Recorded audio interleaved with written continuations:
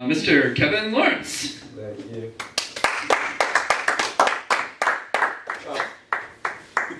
Oh, it works. Thank you, actually.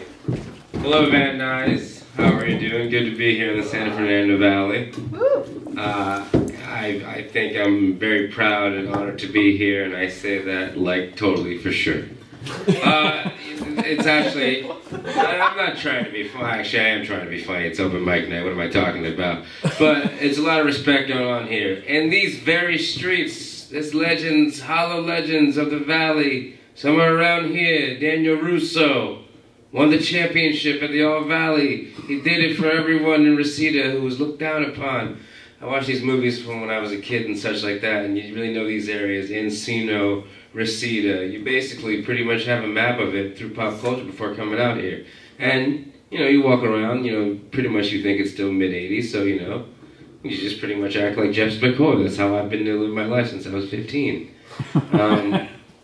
Somewhere around here, this is also the valley, that's where, in Clueless, they went to the party. Somewhere around here, they were rolling with the homies. Rest in peace, Brittany Murphy. Okay. Let's get to the top news, because that's what we're here for. I like this setup. It's kind of like I'm doing a stump speech as a politician. I'm sorry, that's hard to do now. I just actually want the microphone, because that's how they do it. Yeah, this is how they really talk and get to the bless you, God bless you, salute. This is how they talk and get into the real forms of the crowd. So, top stories is, are we ready for war? Not with a foreign country. I mean the war on e-cigarettes, folks, people. That's the new thing around there. They don't want kids going crazy, smoking these, I guess, flavor. There's something in it that causes health problems. All right, we're going to take away the e-cigarettes. Okay, kids, go back to Tide Pods. Yeah, Bernie Sanders, he's hanging in the race there. He's, you know, trying to stay relevant. Stay with me, folks, stay with me.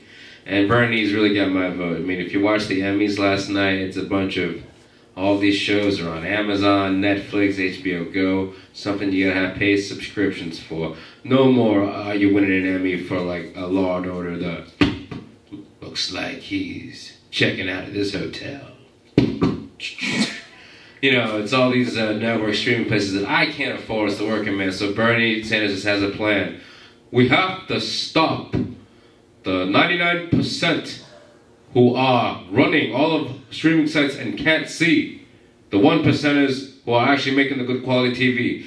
There's time we have to have universal streaming, folks. Everyone has the right to binge. You know, Bernie Sanders, Elizabeth Warren's just really coming in. I like her, actually. She's got the attitude spirit. Like, yes, yes, we're going to do it, all right. I like her, I guess, energy. I think she's getting, you know, not the long shot, but, you know, put your money on it, because I think she's going to surpass Biden. The long shot really is better right now. He really made it. Really, guys, I love him. He's passionate. He was like, hell yeah, we're going to take your guns. That's right, we're going to take your guns. Beto, how are you going to take their guns? We're the government. We got guns. We'll take their guns with our guns. Hell yes. Smart move. Beto, I was in the library, and it said the library is going to be closed October 14th for Indigenous Peoples Day.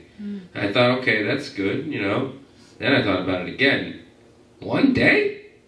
I complain that Black History Month is the shortest month of the year, but at least we get a month, you know. Indigenous people, and frankly, give them the whole year. I mean, you give them back the country of that, you know. We're giving stuff. Okay, it's a new trend with our space program, Space Force, as Pence likes to call it. We had McConaughey, he was in space. He had Matt Damon, he was in space. Gosling was in space. Now Brad Pitt's in space. Are there any ugly astronauts, folks? Is this a requirement for the beauty scale of, you know, light years away? Even Natalie Portman, she's playing a kind of astronaut, literally and figuratively out there. She's still beautiful, though, so our Space Force, once these Martians come, oh, man. What a beautiful planet it can be. Alright, this is comedy, and I gotta be serious about, like, you know, comedians are saying the wrong thing sometimes. They get in trouble for what they say in the past, and it comes back. It bites you, hurts your career. So I'm gonna go ahead and say my most controversial joke, so it's already out there and written. I always thought about it. I don't think I have it on any recorder or any kind of situation. Try it out here. All right. I was watching the movie Taken, you know, Liam Neeson, and I was just thinking, if he was just like that in Schindler's List, he'd have saved a lot more Jews. They're like, you Nazis, I don't know what you're gonna do, but when I find you, I'm gonna snap all your necks, and I'm gonna electrocute you, and then I'll have back my Jews. Thank you.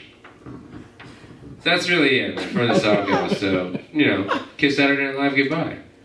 It's, I mean, you know, on the one hand, you know, are we going too far calling people out? Well, yeah, you don't want people to just do hate speech for the sake of a joke if they can't learn the difference, especially if you can't land a punchline for the joke if you're just doing it just to say bad stuff and you can't even cleverly put together. So, I don't know. It's not really about cancel culture because, let's face it, we're in reboot culture anyway. You get canceled, wait a couple years, they'll bring you back a reboot. Thank you, Van Nuys. I love you.